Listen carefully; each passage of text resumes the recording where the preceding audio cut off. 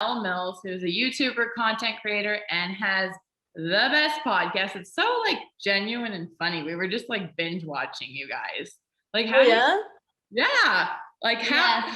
what? Crazy Stupid Fangirls is your new podcast. Yes. And it's so fun because tell us the premise behind Well, it. hold on 1 second.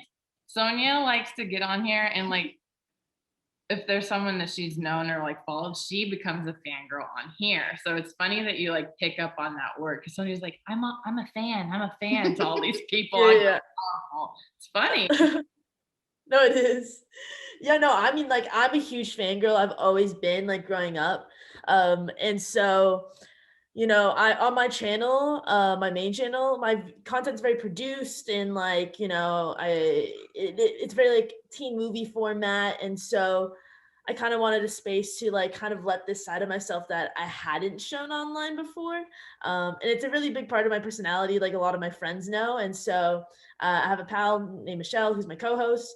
Kind of decided last year, like in the beginning of quarantine, I was deep diving into like old Disney Channel drama. And I was just like, I don't know, I felt like people were like really into it. I was like, this could be a fun podcast, and getting guests on to just like kind of, because I feel like we all have like a inner fangirl in us. Like we're all fans of something. So I think something it's very relatable. And it's something that's just fun, lighthearted, especially during these times. Like it was just like, I don't know, just like a fun project for me to do. Yeah, when you were saying Sabrina Carpenter was staring at you on when you were in Oh my God. Broadway, I was cracking up. Like, I think she's just staring at Was me she this really? entire time. No, she was, because she DM'd me after and was like, "Oh, Katie, thanks for coming." And I was like, "Oh my God, what?" Like I just like, because it was like so intense. Like we were fifth row, like, and both me and my friends were like, I don't know if we're crazy, but the fact that all three of us are feeling her eyes on us.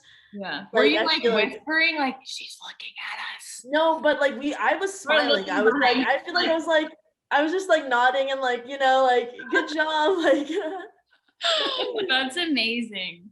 You're I funny. love that. Well, congrats on the new podcast and all of your success. Teddy got to do a social good project with you with our girls in LA, Girl Powerful. So I was super jealous that I wasn't there. But I think you know a little bit about Girl Powerful, but we really like to support tween and teen girls in really celebrating their strengths and capabilities and being proud of who they are. Because that, in turn will develop your own self-worth. So what was your journey like with, cultivating self-love and really being like, I'm proud of who I am? Yeah, I mean, honestly, it's been like a fairly recent thing. I think it's been, a slow journey. I'm still like, I'm still on that journey, but to see where I've come from, maybe when I first started YouTube in 2017, it's like night and day. Like I feel like I'm a completely different person. And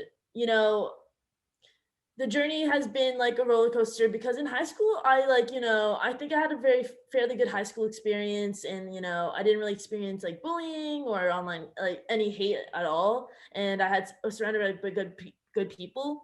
And then when I kind of put myself online publicly, that's kind of when I experienced that hate for the first time, and my self-worth kind of like plummeted, and I felt like I was the type of person in high school to like go up to anyone and not like think twice about it. And then I became really introverted and insecure, kind of like the opposite. And so getting on back to that path, like to who I was in high school, has been a couple years now. And it's been through reflection, talking to friends and family. I've done a couple therapy sessions that also helped a lot, but I'd say mostly for me it's been friends, and like open communication, because some of like the dark thoughts I have about myself isn't what others perceive of me, and communicating that kind of like getting like that like alternative opinion about it, being like, no, that's not how it is, you're just being really hard on yourself. That's really helps. I've been doing a lot of like self what's it called, like oh my God, I'm so blanking right now. Like, like self-care. Oh my gosh. Yeah. That is I hate how that word just slipped my mind. I think it's interesting that you said like you were confident growing up and you were healthy and like, you felt good. And then that was like taken from you by putting yourself out there. And I don't think that that's exactly, everyone doesn't go the route of like YouTube or, share their deepest secrets to a camera and, broadcast that. And then blow up. And then everyone has, their little typewriter and they have, a fake picture and they can just troll. Yeah. Like, what do you think that's about? What do you think the trolling is about? Like, it's like sometimes the one person, like a couple people are mean to us and it's like, you don't even have a picture. If you don't have a picture, you don't have an opinion. Yeah. Look, if you can't have your real name on here, get out of here. I mean, to me, like now I've been like, I used to like not be able to look at a hate comment because it would affect me so much. But now like I see them and it affect me because I just know that they literally have no clue who I am. They never met me. They're perceiving me from a 3-minute clip. Like, it's just like these people, because to me, I think back to before I was online, like publicly, and I get it, like you almost, your brain is unable to comprehend that these people are real people, because you haven't met them, you just see them like online and you feel like there's no effect from what my words are going to say. And that's why I think people do it, because there's no, they don't see the consequences of their words. But that's a really good point. Yeah. And also some people are just like, they're projecting their misery. Right. And so I don't really take it that personally anymore. I still obviously they still hurt. So like I have I don't read the comments. I keep it muted. Just like, I don't need to see other people's opinions because they don't know who I am. So I don't really care unless they know who I am and they're making judgments on what they've then it's not. Well, and at the end of the day, you're pretty much making contact with people you like, your family, your friends, yourself. So you don't need someone to chime in and rip you guys apart because you're like, yo, that was a fun day. You don't get to take that from me. You don't get to take that experience. And look at all these other millions of people that loved it. So yeah, exactly. I think that's part of it too, is just distancing, and that's what you're doing. I think you shared the other day, in real life, you said you have someone running your social because you don't want to really look at it anymore. No, yeah, for a while, I think beginning quarantine, I literally had someone I didn't go on. I would send them the thing, tell them what I needed to post and do that. I've kind of worked out a system where I've kind of muted my page completely. I don't know. It's really, I feel weird talking about it because I could see how it could be perceived wrong, but I basically just go on and I don't see anything because everyone's muted. And so I could just go on and post and not have. Well, that's your boundary. It's your life. That's your boundary that you have to put up for yourself to protect your own self. Because I would be like that. We have a very small community, but if we get one negative thing or people are like, what about the boys, blah blah, it will mess with me for 48 hours. Yes. And then I was like, that's when we learned the lesson of but look at all the positive people who are following us and encouraging us, and that one comment, I'm not going to let it ruin my day anymore. And that can go online or in person. People are mean at the grocery store. People are driving around, flipping people off. It's why are you doing that? But Elle, I was curious, since you're constantly creating, you're constantly putting out energy, what inspires you and how do you fill your cup and how do you fill your creative cup? Because create and you want that for yourself at the same time. Yeah, I mean, it's interesting because I used to have a set schedule where I needed to force myself to be creative. But I realized because when I started YouTube, it was a very passion driven thing for me. I love try to make content that's outside the box, something I've never done before, constantly try to top myself.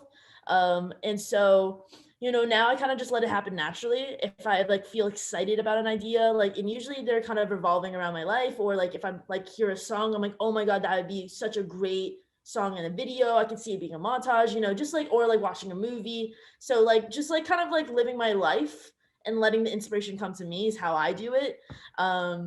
I mean, like, I feel like you're wearing like a director's hat right now, and I can just kind of see your future that like, yes, you started on YouTube, but I believe that like watching your content is like, you're going to end up doing bigger and better things than just being Elle. You're going to write and do other people. Like you're going to take a back seat, I think, to like the camera and just direct. Do you feel like that? I mean, that's the dream. I mean, I would, that's where really where I want to head.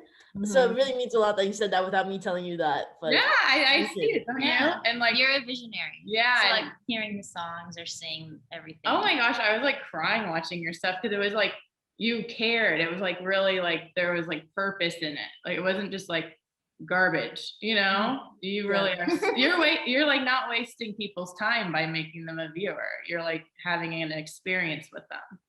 Thank you. You're welcome. Teddy's a fangirl. I love it. Yeah, so I was wondering, because we work with tween and teen girls, and whenever we talk about like what they want to be or goal setting, they're like, I want to be famous. And it's kind of like, period. There's no like follow up. I want to have my own company. I want to help people with their skin. I want to, you know, create healthy food for people. So do you have any advice about for Gen Z or, you know, Generation Alpha coming up? Like, it's fun. It's cool to be famous, but there should also be like a reason why you want to be famous. No, skill set that you have. Or because when I was like younger, like that, I grew up watching YouTube, and so I was like, I want to be a YouTuber. I want to be a successful, popular YouTuber. But for me, I guess it was like I want to be recognized more for my work. Like I wanted to be like celebrated for my work. I don't know. Like that's just me being honest. Like as a kid, like that's really what I wanted. And so, but the thing is, because this was like my childhood dream and like achieving it, it definitely like it's different in it. Like, cause I get here and then you're like, okay, now what, you know? So it's like important that, like, I'm not gonna lie, obviously it's nice to like, you know, like there's perks to be famous. There are perks, but you know, it doesn't feel fulfilling if you aren't passionate about it. Like you want to like feel like there's a purpose. Because once you get there, once you get that fame, then what? You know, it's like you need to creatively fulfill yourself or whatever it is you want to do. And yeah, so like I definitely think it's important. Like it's cool to have like a goal to be successful, but thinking about what it is you're passionate about. Do you want to be a successful dancer? Do you want to be a successful actor? Do you want to be a successful creator, influencer? And just thinking about that and making sure that is like the main goal over the fame, because I feel like you can see online like those people whose goal was fame, it kind of backfires on them in the long run. So, and they probably attract like the wrong friends and the wrong agent and the wrong everything, and then it's just like totally self-destructive. Exactly. What are some of your pros of your success?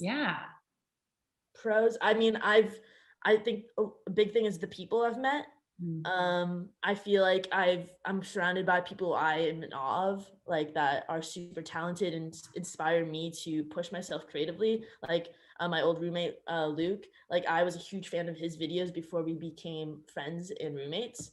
And I felt like together, like, cause you know, we're very much creatives that we're like, don't feel inspired. We kind of pushed each other and like pushed each other to do that. So it's like meeting people like that has been so cool. The experiences, I feel like I've been able to experience things I never would have without the success.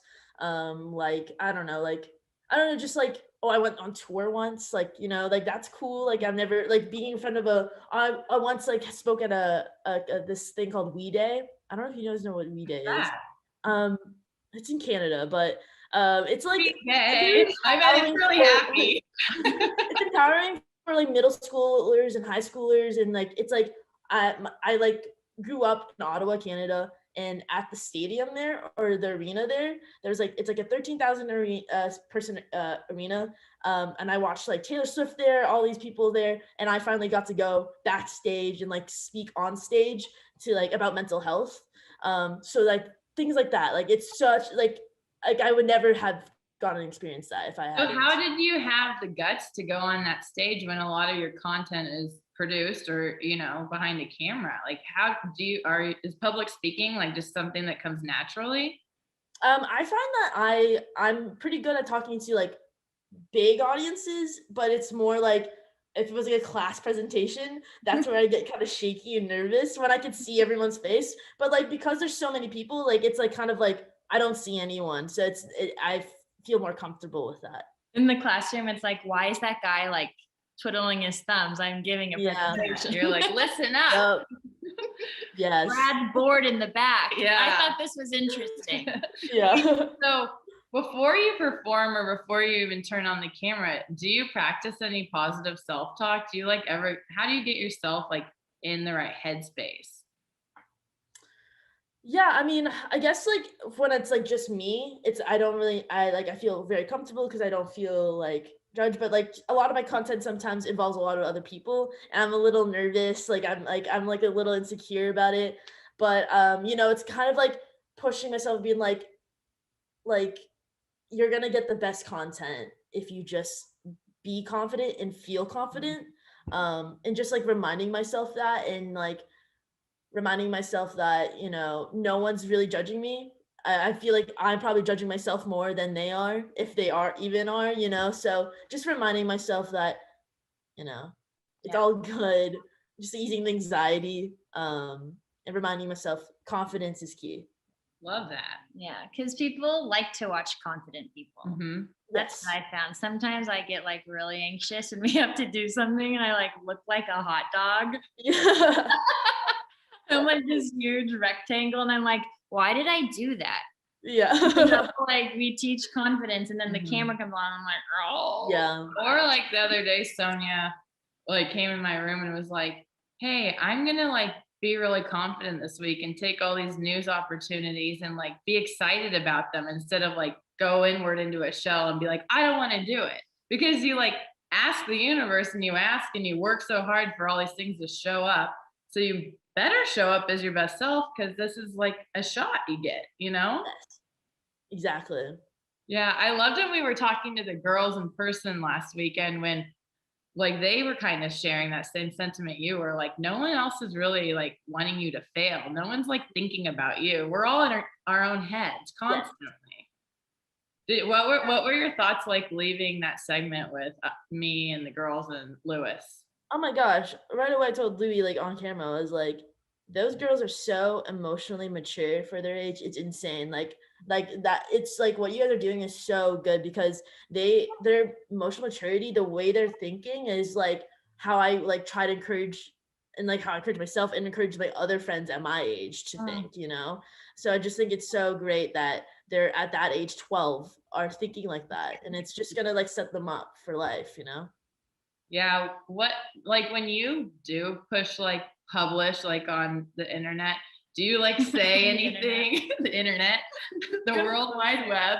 But do you think like, do you say anything like, let this be awesome? Or do you have any like mantras or like something like, oh, 4 billion views? Like, do you have anything you think about? No, I guess No. no, I don't have any mantras, but I definitely like more so because I used to be so focused and like obsessed with it doing well, like the numbers, that now I just kind of like post and be like, it's out there, it's good, and then just don't look at it after that because I'm like, I was proud of it when I posted it. I'm not gonna let numbers, comments affect that. So yeah, I mean, I think some like creator 101 is they're always like, post a forward facing video for 30 days and just see how many followers you're gonna get. Do you think that those videos, do they actually track the best better than like a full production video? Like, have you noticed that when you're just being in your room, just talking? So you mean like they say like post just like a video of you? Or just like a vlog of your day. But like not like highly produced with a lot of graphics and all that. It depends on what you want, because that does work. You know, consistency is like key, especially when you're first starting out. So I guess I could see the benefit out of that, but like it's like the question is like, is it gonna fulfill you? Because there's a Right. lot of people who daily vlog, like who have done it for years, and they're like, I can't do it anymore. You know, it's like, is it gonna be sustainable? Is that what you want for yourself? So Mm. I guess that's just the question. But yeah, like consistency does help for sure. I was wondering because one of my biggest things is a lot of the girls who come to our program will show up and they're so insecure they can't make eye contact with us. And I know that's a big thing with online content is like looking into the camera and people really feel connected to you by looking into your own eyes. Have Yeah. you do you know anything about that? I mean, I'm like in person, I definitely am I mean, depending on the day. Some days I'm like, if I feel really confident in myself, I'm making direct eye contact with you, you know. Mhm. Um, but you know, when I feel insecure and like not sure what to say, then the nervousness shows with my eye contact. But yeah, with camera again, with the camera, it's so easy because it's not a real person. It's just Right. like a camera, and it's like me talking to me. But I definitely struggle with that in real life, so I get it. But you know, it depends And on the it's day. just like the whole Gen Z culture. It's like they feel like they know you and they feel like they're like in your life. You know what I mean? But then Yes. in real person, some of them can't communicate or like their social cues are off or, because like it's like they Yeah. could be so immersed in the digital world, but then whenever you're actually in person, it actually takes work to Mhm. be connected to somebody. No, yeah, no, for sure. And like, I don't know, like I definitely feel like, especially during quarantine, because we've all been such in a digital world, I feel like everyone I've talked to feels like, oh, that social anxiety is like stronger than ever. And I mean, it's been for me, like what's been helping is like really taking a step off my phone, like especially when I am with people, because it's like practicing those social interactions, like getting used to them again. So I mean, it's just like there are times where I want to go, like I'm in a social interaction, I'm like, oh, I feel really awkward and nervous, I should go on my phone. And you know, there are a lot of people do that. Our It's just like friend, our an friend Eddie was over here the other day and he got on his phone. He's like, sorry, I just did that because I was like really uncomfortable. yes. Like, and No, he yeah. said I'm it. glad He you said said it it out out loud. loud. Yeah. And then there's this. Yeah. No, I was gonna say What? we both got vaccinated and then we went out like 2 weekends ago. Wow, Yeah. we went out. And it was like so weird because I hadn't like been out with music and like a dance floor. Yeah. And it was like the most hysterical thing because I was literally like the Tin Man, like so rusty, like trying to dance. I'm like, Yeah. so good, was- but so weird. It was so wrong. Yeah. But then I was like, that was the best night ever, just because it was like a Yeah. taste of life again. But you if know? it was like pre-COVID life, it would have been like totally like a C- kind of night. Yeah. Yeah. Oh, just to like keep it light, like what's one of your biggest pet peeves in life? Keep it light. We're going light now. What's your pet peeve? Boy. Maybe you could go dark with the pet peeve. You decide. Gosh. Oh, I mean, okay, this is like, I don't know. Okay, I don't want to say biggest, but it's just like the most recent one. Ooh. Oh, yeah, I don't know if I want to. Okay. You have to. It's just because I had a conversation with my friend, but I'm growing up, my mom like never asked me like what I was doing. Like if I went out, like I would like it was very free, like like especially like past few years, like I could be in a different country and my mom wouldn't know, you know? I'm just like, I don't like people knowing what I'm doing. And so my friend, she like has a lot of questions and she's just like, I guess like wants to know like, so like what time is your vaccination appointment? I'm like, you don't need to know that though. You know what I mean? So I guess that's not like a big pet peeve, but it's been my most recent one that I've noticed. I'm like, oh, I didn't know that was a pet peeve of mine. People like kind of like try to know the little details of my day-to-day Be life. careful if your phone's ever unlocked. She's gonna like follow you. I know, yeah. Add your calendar to her calendar. Yeah. That's funny. That's the opposite of our mom. She Uh-huh. like wishes she could put a tracker on us. Oh yeah. Yeah. And she's like texts us every day a rundown of what we're doing. We're like, thanks, Yeah, Mom. she's like, I saw Yeah. on Instagram you talking to Elle Mills. I'm like, yeah, okay, bye. Love you, you know. But so obviously one of the biggest videos you've made was a coming out story. And just because we work with girls that are, all just developing and exploring and just becoming who they are, what are like some of your tips if a parent is listening? Like I feel like kids like can find ways to maneuver like by telling a friend or a teacher or a mentor. But I love when your mom just like hugged you in your driveway and it was just like totally like, duh, this is my mom, this is my daughter, Like it Yeah. was very heartwarming to see like that reaction. But like, could you give any advice for like a parent that would be a little more confused by their child coming out to them? Yeah. I mean, I guess my advice generally is like, oh, it's so tough. I guess I would want to say something to the kids coming out first is that Okay. don't feel pressured to come up with a label. Mm. I feel like that was like a big pressure of mine even then. Like I was 18, 19 at the time. And I feel like I was like, what's the label? Like that's like, what is it? Like it's such like I feel like sexuality is such a spectrum that there sometimes is no label. It's like, you know what I mean? Don't feel pressure to do that. And like maybe just like acknowledging it, yes, like coming out, yes, like that's great. And like communicating like these feelings that you're having and not like bottling it up inside, I think is very important. But also I think allowing time or like especially if they're young, like to just explore and like figure it out. Like you don't feel like you need to rush into it. I think it's super important. I really like that. I think it's so important because I got a text the other day from a parent and she was telling me that all the girls in this 12-year-old's grade are labeling themselves pansexual. And then the mom had to go Google what that is. And I was like, wait. Why are they labeling themselves? Mhm. Like, like, and especially in a culture like LA or like a bigger city where things that, your childhood is on the fast track, like you're fast forwarding a little bit, like And accepting too. yeah, and they're accepting, so you can be a little more free. But I'm just like a little curious, like where that's coming from for a 12-year-old to feel the need to label. It's all online. I Yeah. think that's what it is, which is why I'm like, say that because I feel like, my coming out video also contributes to that. It's very much like it's great. I'm not like I'm just saying like I wish that was the advice I was given to like take your time because I think I figured out I came to terms with my sexuality a month, maybe a few weeks before I posted that video. I was very impulsive and that's I guess one of my biggest regrets is how impulsive I was. I don't regret coming out. I think it's been the greatest experience of my life doing so. But it's now I've now like over the past few years since then am now like figuring it out, like exploring it and like truly like coming to you know what I mean? Like it's just like taking that time. It's like and it's also no one's business. I agree with that. Yeah, That's like what you don't need to tell anyone what your sexuality is. You Right. can just live that. Tell your friends and family if you want. You know what I mean? Who you need to tell. Right. Well, I think And then feel attracted to whoever you're attracted to. love is love, but Yeah.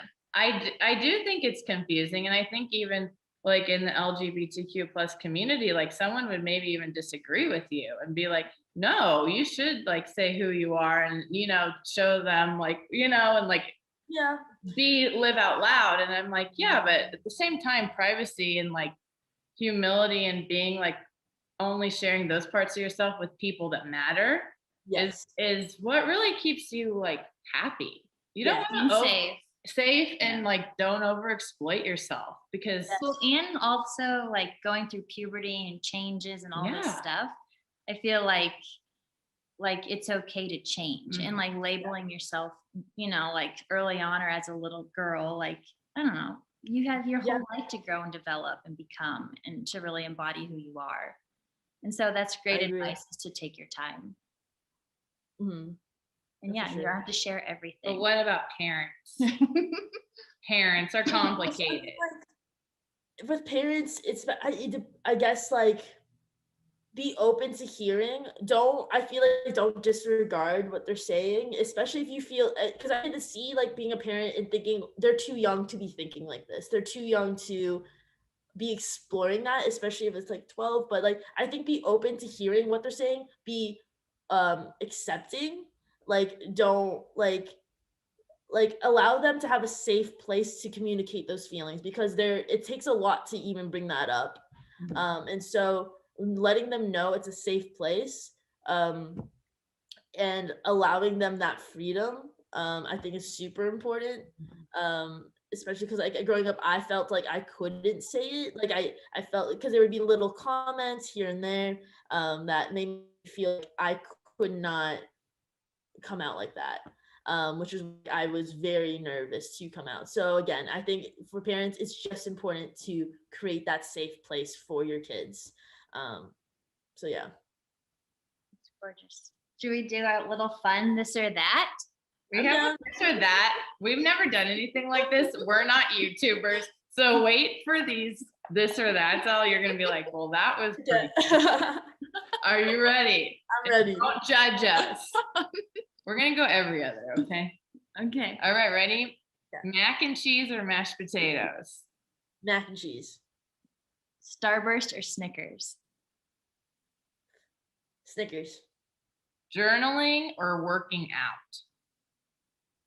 Oh, I'm gonna say, oh, I don't know. I'm doing both right now. Okay. I will go with working out. Calling or texting? Depends on the person, but Yeah. I'll go with calling. FaceTime. I love FaceTimes. Me too. Metro or Uber? Uber. Yeah. We were like, too. giggling about that. I'm like, For she's not sure, gonna yeah. say Metro. Personality or looks? Personality for sure. Would you rather shop for a cause or volunteer in person? Wait, what's the first one? Like shop for a cause, like, like buy this and you get 50% of the proceeds go to this charity, or like shop for a cause. Volunteer in person. Volunteer. Let's see. Fans or friends? Fans are what?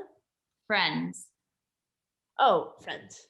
And you're like fans that become friends. Yeah. Oh, yes. Oh my god. Last one, Amazon or grocery store? Amazon. Duh. Love Amazon. So quick. Well, tell us a little bit about your favorite episode on the Crazy Stupid Fangirls podcast. Ooh. Oh, okay. My favorite episode. I really enjoyed the first one. I'm with my friends Weston and Kaylin, because we got this Disney Channel star that they have talked about and had this like ongoing thing online with to surprise them. So getting that surprise reaction was super fun. So that's definitely my favorite so far. But honestly, every episode that we do, I'm like, this is my new favorite. This is my new favorite. So it's That's been really awesome. fun. That's how we are. Yeah. Every Yeah. week we're like, This is this is amazing. the best girl power Yes. podcast to everyone. They're probably like, can you guys get a new line? No, this is my All right. So we're wrapping up. I'm going to pull a Girl Powerful card for you. Yeah. So it says, I am unstoppable. What are 2 goals you will work hard to accomplish? 2 goals worked hard to accomplish. I mean, a practical goal. I just did I've have so much anxiety about driving, but yesterday finally did my written test. So I'm working hard to practice and finally get my license. So that's one of the goals. And my You second can't one. not have a license in LA. That's Oh, just- I know. Trust me. I've realized that. That's why I went to the DMV yesterday. I was like, I gotta do this. I Well, just gotta and do at the it. beach when we met, you're like, I've never been over here. I'm like, what? Yeah, But I now know. you don't have a car yet. No, I'm gonna get one. Yeah, and you're gonna just ride around. Yes, no, I'm very excited. And my second goal, it's regards to like self-worth and self-confidence, and I feel like I'm on the track there. It's just keeping up that good mentality that I'm in right now, and making sure, because I know I'm gonna have a bad day, but making sure I pick myself back up and keep going. It's another goal. It's so important for everyone to know that it takes hard work and it doesn't stop. Working on yourself Yes. and loving yourself is literally a work in progress until the day you die. Mhm. So it's like you can do, journaling, and like you just said, like you can have a bad day, but it's got to take work to get back on the horse and keep going. Yeah. The last absolutely. question we always ask every guest: what makes you feel the most alive? New experiences. Putting myself in like you know what I mean, like an experience that I maybe was uncomfortable with before, so or like just like allowing myself to experience life from a new perspective. That makes me feel a lot. Oh, I like that. Like the newness, but then the perspective that comes with it. Elle, yeah. I did make a new affirmation bracelet that says more living. Oh, hell yeah. Coming out of the pandemic, it's like, I don't need to be on Instagram. Right. You know, I want to go to hot springs and go hiking and just create live more. Yeah, better experiences. Well, where can people find you and what are they going to be seeing from you in the next couple months? Yeah, I mean, you can find me on youtube.com/ElleTheMills. If you just look up Elle Mills on all social medias. You're famous. I'm so famous. You just write, you put E in Google and it shows me. And also you can find my podcast on all podcast platforms, but on YouTube it's Crazy Stupid Fangirls. So yeah. Oh, thank you so much. And thanks for being open and honest. That's what everyone is drawn to in you, and obviously your creativity. And we can't wait to cheer you on and see you in that director's chair soon. Elle, thank you. Yeah, thank you so much. Seriously. Appreciate it. All right. Bye. Bye. Have a nice day.